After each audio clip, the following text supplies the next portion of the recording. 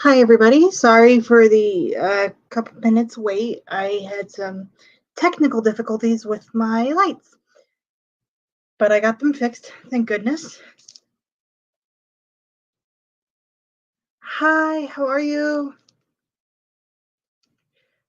But today we are here to do I always mix this up. I've never done this, so I've always mixed this one up. The mid-year book freakout tag.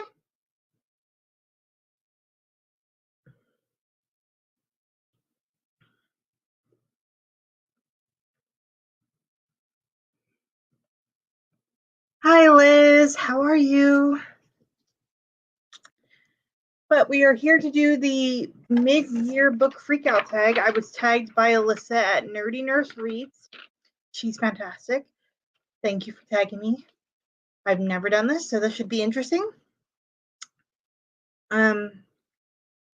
Let's try our best to do a tag. Hi. I don't know if you've been on my channel before, but hello.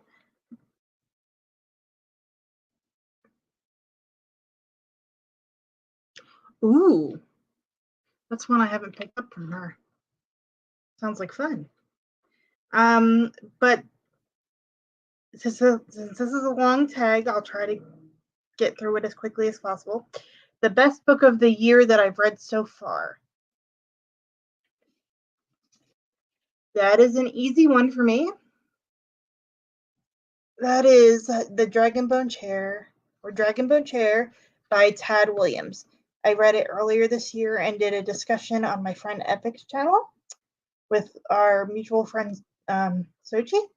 And this was fantastic. Absolutely fantastic. Highly recommend. It's a chunky boy, but it reads really, really fast. So that is question number one for the best book that I've read so far this year.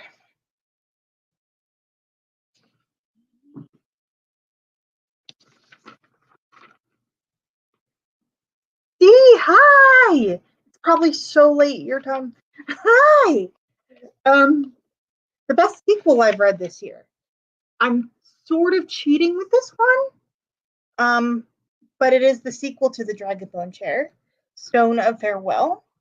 I'm in the process of reading this. As you can see, there's a bookmark in the middle, but it still counts. But I'm loving this. I'm just reading it very slowly because it's almost 900 pages, but it's fantastic. Oh, I'm so disorganized today.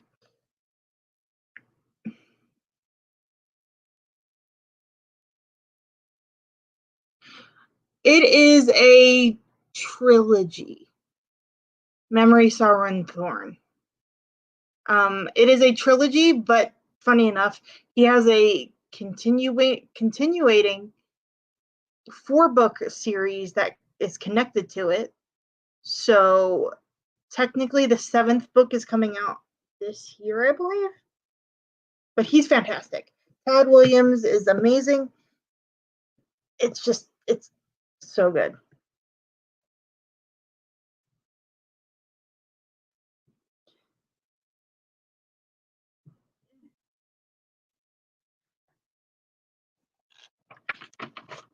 Question 3, new release that you haven't read yet, but you want to. I stretched it a little for a new release because this technically came out in 2023, but I still haven't gotten to it.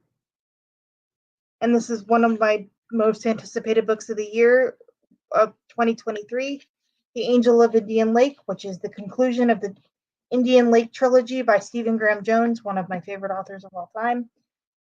And I know it surprises people that I haven't read this yet, but I'm just scared of what's going to happen at the end. So I haven't read this yet. I need to.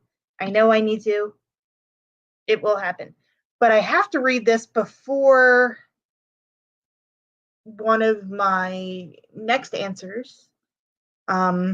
One of the most anticipated books of the year. It's not connected, but it wouldn't surprise me if there's little Easter eggs in his book that's coming out. Technically came out this week. I am a teenage slasher. So I'm going to read this first and then read that one. But I'm waiting for my copy to be delivered. But Stephen Graham Jones is one of my favorite authors of all time. I don't shut up about him.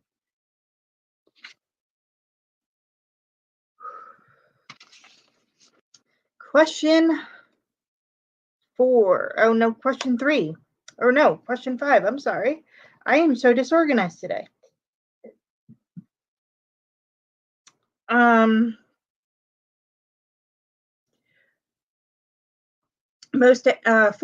The most anticipated book of the second half of the year.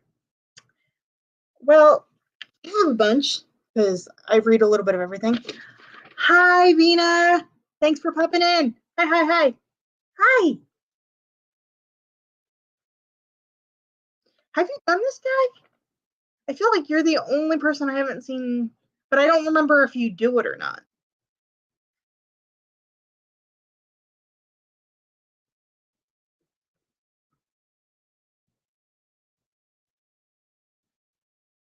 It's not that bad. Well, here's my little cheat sheet. So I remember. I created my own little cheat sheet. You kind of do it with us at the end of the year when we do our booktube Oscars, sort of. So I am working on this. Sorry, one of my books fell, so bear with me one moment.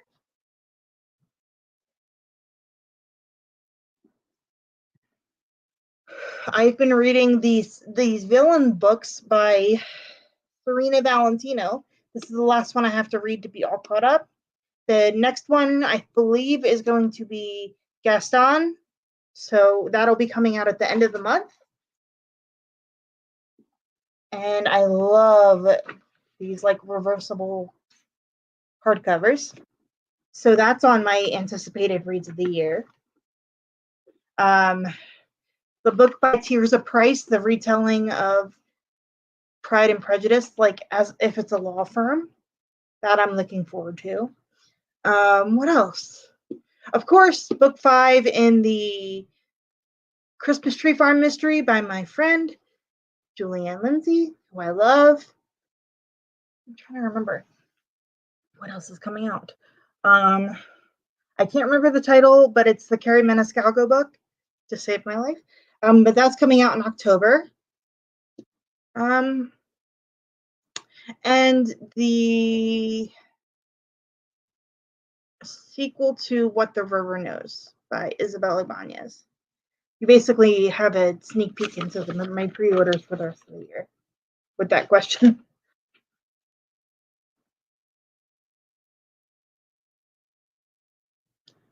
The first one in that one is called Pride and Premeditation. It's by Tirza Price.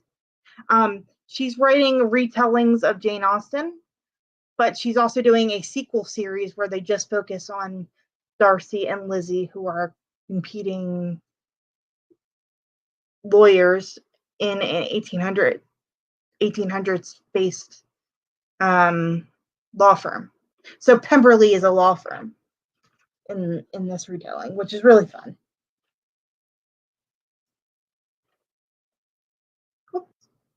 My computer's fritzing out. Hold on 1 second.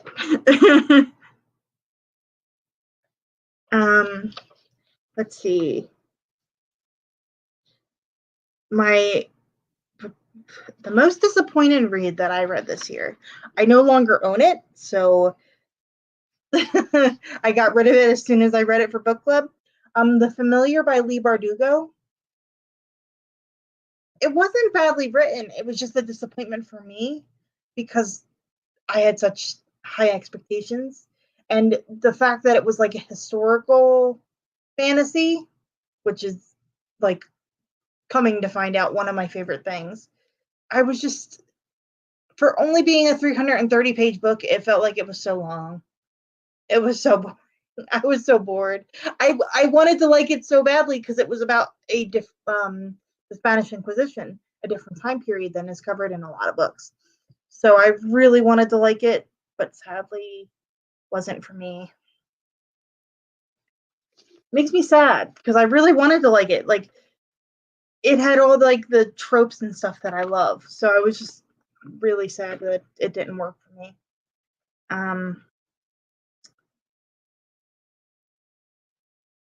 The biggest surprise. This will be interesting. And Dee, if you're still here, you'll recognize this. The Spear Cut Through Water by Simon Jimenez. As far as I know, this is a standalone fantasy sci-fi with an alternative frame of telling the story. I can't go into too much detail without giving too much away, but Simon Jimenez, I actually have his other book that was released prior to this, I believe. The Vanished Birds, that's on my TBR for the rest of the year. It's so good. So good. Simon Jimenez is amazing. So good. But that's my biggest surprise because I went in a little hesitant, but I ended up loving this. I have some critiques of it. Like, I don't think it's perfect, but it's really, really good.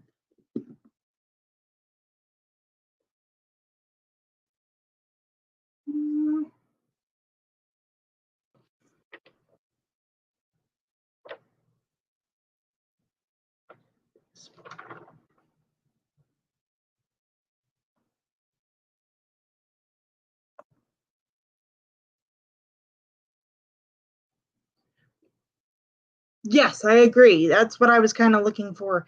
It felt like there was so much shoved in one book that it should have been like a duology, I think. That's my biggest issue with The Familiar. I actually gave it to someone who I thought would enjoy it better than I did.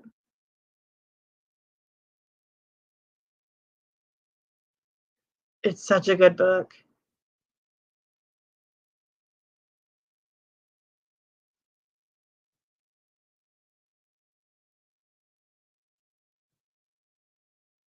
Did I love the Hexologist? Oh, in the I did. I just the only complaint that I had was the terminology used for the disabled character, and I put that in my review. That was basically my only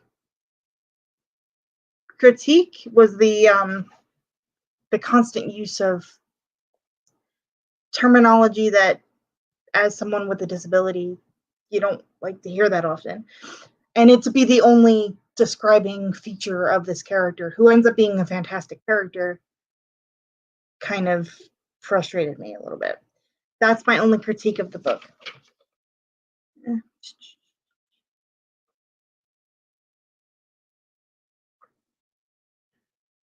Yep, that's the new one that's coming out in her new series.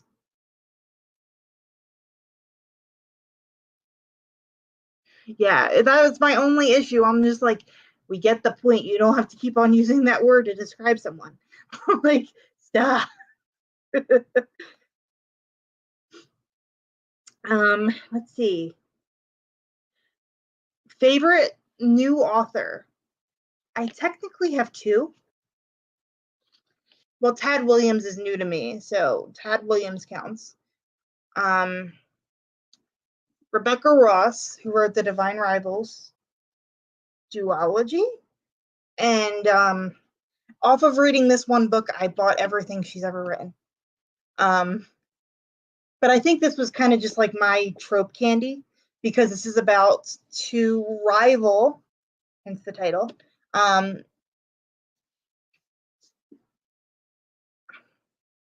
journalists who don't realize that they're writing little notes back and forth to each other. It's just a lot of fun. I highly recommend it. The sequel was very good. Not as good as Divine Rivals, but the sequel still was very, very good. But I have about 4 or 5 more books of her backlist to read, so I'm looking forward to that.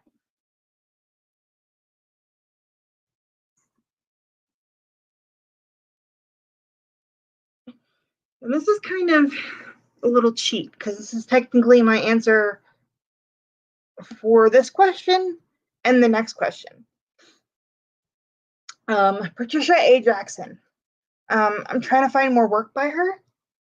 She wrote for Forging a Nightmare, standalone science, like a sci-fi fantasy.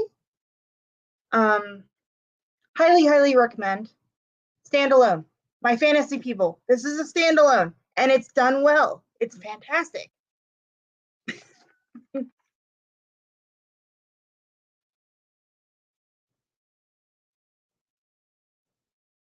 It's fantastic. Standalone. And it's just, I don't want to say too much because it's so good, but this is my favorite character. For the question of my favorite character, Michael Childs is a complex character. Like, you don't go in liking him or you think he's just a snob, but he's fantastic. Like, he grows so much. It's a 500 and not including the glossary, like a 500 page, and it's a standalone, and it's fantastic.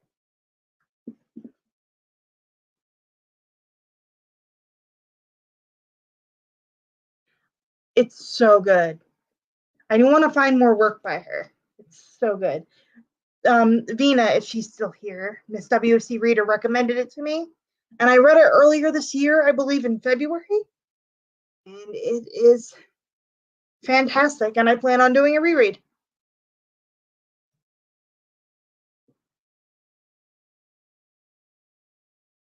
Ooh, really? I'll have to check that out. I'll definitely have to check that out, considering my other half is a huge Star Wars nerd. I'll definitely have to check that out, but he's definitely one of my favorite characters. It's so hard to describe this book because it starts off as a different book and then ends up being a completely different book by the end of it. It's so good.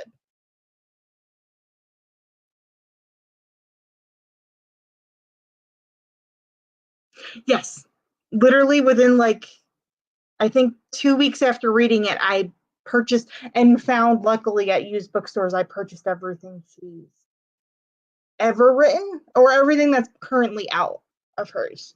Yeah, it's so good. And maybe it's just because I went to school for journalism that was kind of just like, you don't see that much in books. So I was really excited.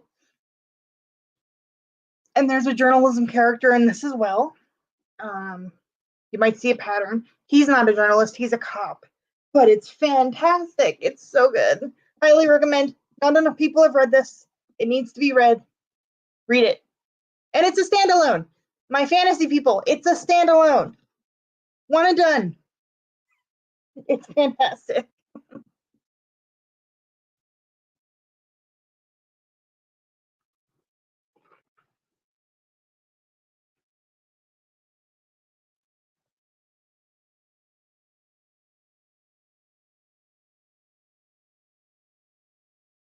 It was a lot of fun. It was just fun. It was so much fun. Yes, please do. And if you want to, we can have a discussion about it. It's so good. It being like a standalone and being written so well is fantastic. And Divine Rivals is great. And it's a quick read. I think I read it in like 4 days, 3 days. But Divine Rivals is part of a duology. The duology is a little bit long, like the sequel's a little bit longer, but not by much. But the book by Forging a Nightmare by Patricia A. Jackson is a standalone. They need to make more standalones, in my opinion. Um, Newest fictional crush. I kind of tweaked it a little bit. It's newest favorite fictional couple, and I read the murder mystery or mystery, um, Murder Road by Simone St. James this year, and it was so good, and it was just nice to see like the characters not hate each other by the end of it. They weren't perfect people at all. But I'm sorry. I thought my phone was on silent. I have it. I own the book, but I've been rearranging my apartment, so I don't know where it is. Oh, yeah. Um,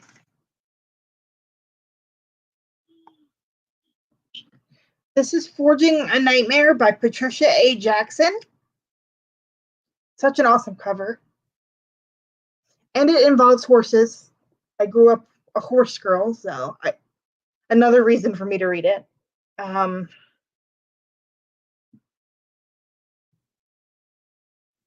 Send you a picture of it in Discord if you like, if that's easier. And then this is Divine Rivals, and the sequel to this is Ruthless Vows, which I highly recommend. Yeah, absolutely. I'll send it to you in a private message.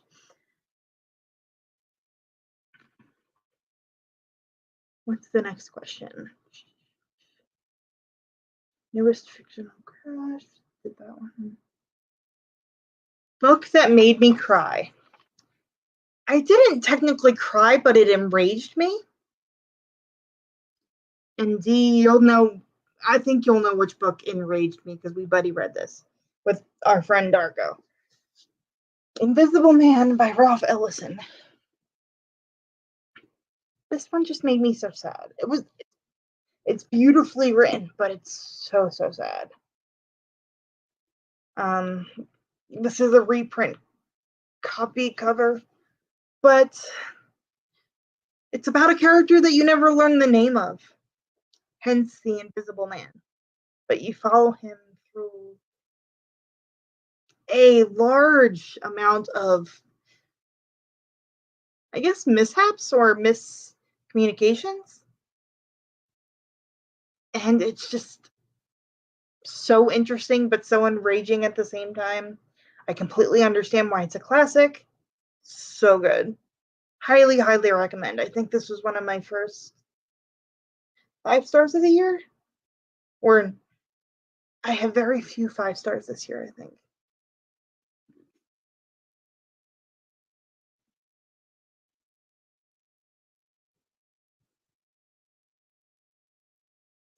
Yeah, it's just, it makes you so, it made me so sad and want to do something, but I didn't know what to do. I'm assuming that's the point. A book that made me happy. This is going to sound really strange, but this made me happy.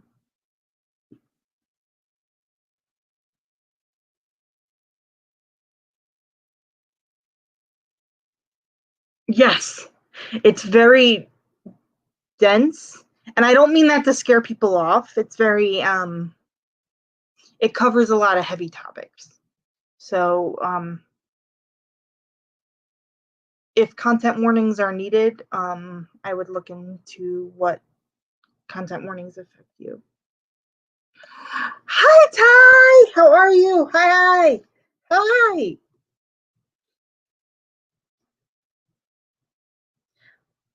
And the book that made me happy, it's gonna sound weird, but I'm originally from like the Philadelphia area.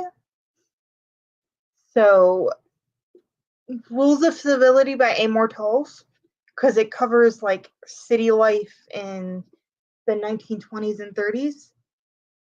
I don't know why this was such a comforting read. Even though there's hard things in it, it just felt like I was home because I grew up in Philly, like right outside Philly, like an hour outside of New York City. Like this just reminded me of why I loved New York City as a kid. And I am going to basically probably read, hopefully by the end of the year, everything he's written so far. I got back into my literary fiction ness of it all.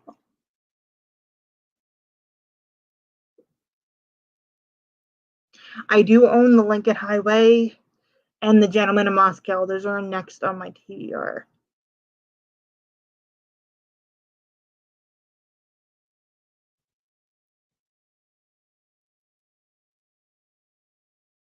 Let me know what you think, because I know that there's a short story that's connected to Rules of Civility.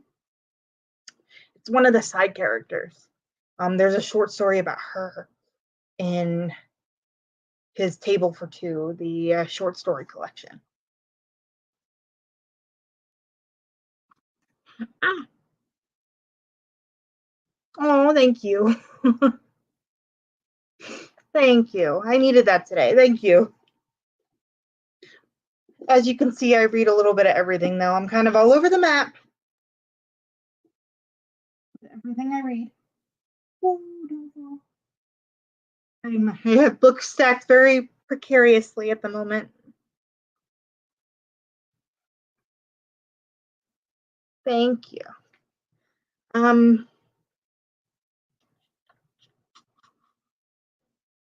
Rules of Civility. Favorite film adaptation of a book. This is technically, I think, a miniseries, but I saw Jonathan Strange and Mr. Norrell. And I read that last year, and it was my favorite book of the year. Jonathan Strange and Mr. Norrell. And it was a fantastic BBC adaptation. If you haven't seen it, I highly, highly, highly recommend it. It's so good. It's so good.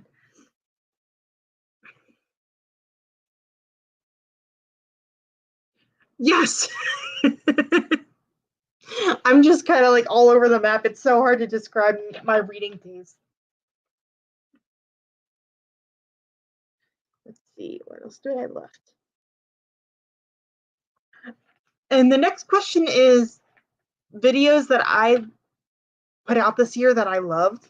And I've only done 2 of them this year, but the 2 author interviews I did, one with P.L. Stewart and my friend Epic and my friend Jen. We talked about book 3 in his Drowned Kingdom saga, Lord and King. Fantastic. It's on the front page of my YouTube channel if you want to check that out. And also recently, I did a interview with horror author Robert P. Otone for his middle grade book, children's middle grade. And 2 of my favorite authors, both of them are fantastic. Highly recommend. They do get spoilery, but I put a spoilery tag on it if you want to see if their writing works for you. Most beautiful book that I've purchased or received this year. I have 2. And I haven't read either yet.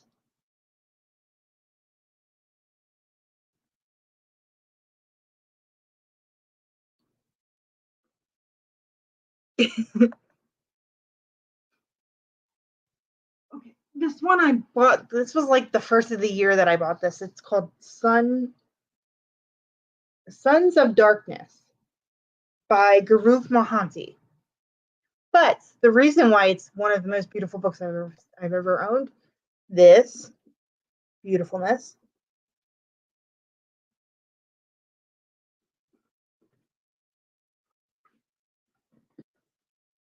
This.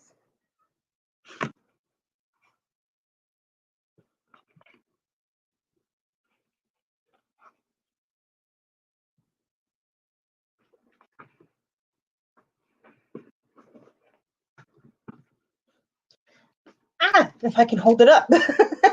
and the back end page, it's beautiful. Like, and I haven't read it yet. I know.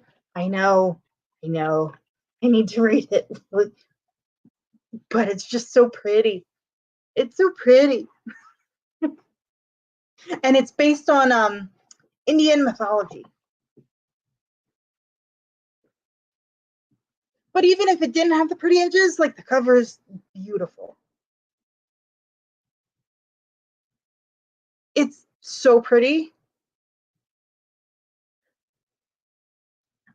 Actually, I think going off of the synopsis, Ty, I think you would really, really like this. I haven't read it yet, but I think you would.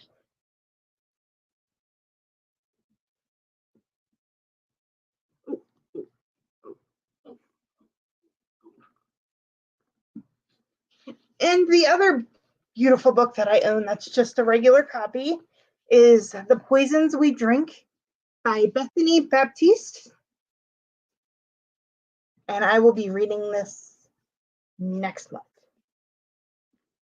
And I'm so excited because it's just beautiful. It's so pretty. I think you can still get them at Barnes and Noble, I believe, is where you got the sprayed edges, is where I got the ones with the sprayed edges.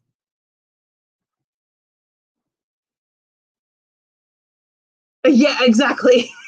And literally the release date for the book, because it initially was self-published, but then he got an American US deal. And so they did that with those beautiful edges. And I was like, I've spoken a little bit through Twitter with Guru Mohanty, and he seems lovely. And I was like, I want to read the book. And then I saw the pretty edges, and I was like, sold. Say less. Whoops.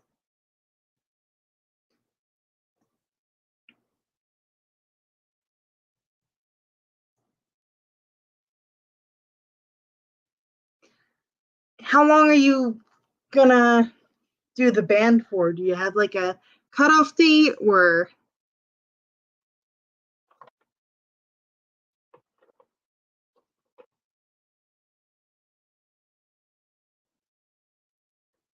And the last question, I didn't realize how long this was. The last question is how many books do I need to read before the end of the year? What a question. All of them, but I would like to. I've been trying to focus more on my backlist that I've owned for a very long time and still haven't read. So I basically have, just as my answer, my backlist. Um, yeah, I'm trying to do the read what I own challenge and only purchase books that I know I'm gonna love, because books are too expensive right now and life is too expensive right now. um, sorry. I'm fighting a cold, so I hope I don't sound like a frog. Um, but the last question is to tag people, and I tagged some people in the description box. I tagged. I can't. Did you do this already, Ty? I couldn't remember if I tagged you or not, or if you already did this. I probably watched the video and just forgot. I tagged D from Through the Pages with D. I tagged Darko at Kicking Dolls and Kicks. If you're not following Darko or D, you need to fix that because they're both fantastic. My friend Jamie from Jamie Reads, my friend Bonnie from Books with Bonnie, and my friend RJ at RJ Reads. Well, that's everybody I can think of, and I thought you did. I was like, I remember thinking of who didn't do it, and I'm like, I think she did, but I'll tag her anyway just to be safe. We need to get together and do a live tie. We would have too much fun. But thank you everybody for coming and joining me, and thank you everybody for watching the live. Thank you for anybody watching the replay, if I could speak. And thank you for all the new subscribers, whoever you are. I've had a huge jump in subscribers in a very short period of time, so I appreciate you. And even if you don't want to, anybody who wants to do this can be tagged. If you don't want to do it in a video or anything like that, you can answer the questions in the comments down below. Yes, we have to do it soon. Maybe we should do some like reading sprints or something. We'll have to get together and see when our schedules will work, because I miss your face. And Dee and I and Darko will be having a discussion at some point, I think August, right? For The Invisible Man.